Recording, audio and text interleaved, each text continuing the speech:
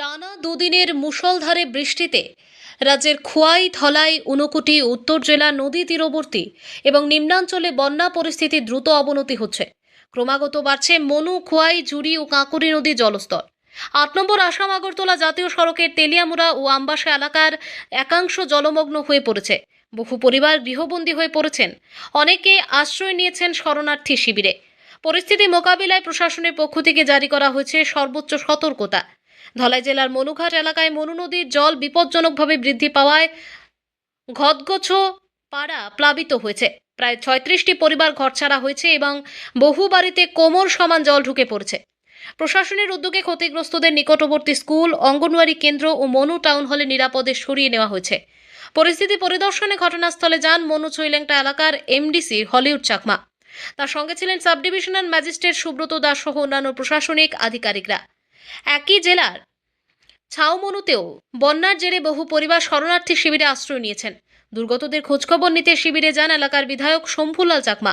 অন্যদিকে টানা প্রবল বর্ষণে ফুলে ফেঁপে উঠেছে খোয়াই নদী।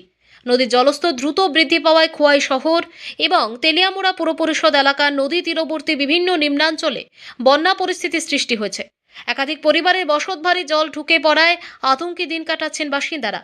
সম্ভাব্য বন্যা পরিস্থিতি মোকাবেলায় তেলিয়ামুড়া মহকুমা প্রশাসনের দুর্যোগ মোকাবিলা দল এবং অগ্নি নির্বাপক ও জরুরি পরিষেবা দপ্তরকে প্রস্তুত রাখা হয়েছে।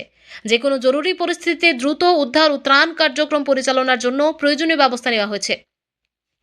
তেলিয়ামুড়া মহকুমা শাসক অপূর্ব কৃষ্ণ চক্রবর্তী জানান, বন্যা কবলিত এলাকার মানুষের জীবন ও সম্পদের নিরাপত্তাকে সর্বোচ্চ গুরুত্ব দিয়ে প্রশাসন কাজ করছে।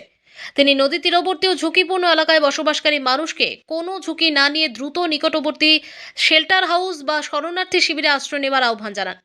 এদিকে ভারী বৃষ্টিতে ঊনকোটি জেলার কৈলাসহর মহকুমার স্বাভাবিক জনজীবনও বিপর্যস্ত হয়ে পড়েছে।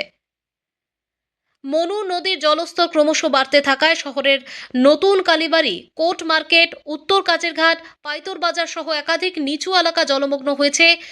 স্থানীয় বাসিন্দাদের আশঙ্কা, বৃষ্টি অব্যাহত থাকলে 2018 সালের ভয়াবহ বন্যার পুনরাবৃত্তি করতে পারে।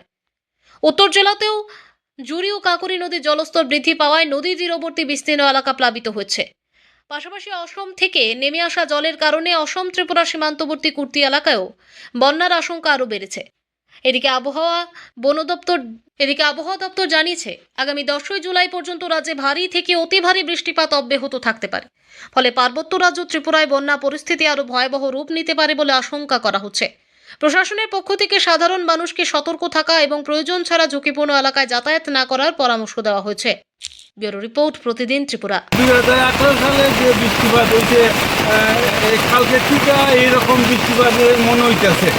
আর এই 2018 সালে গোবিন্দপুর যে বাঁধ ছিল, এই জায়গায় আমার বাড়ি, সেই জন্য আমার ভয়টা একটু বেশি। বাঁধের কিনারে আমার বাড়ি আসলো।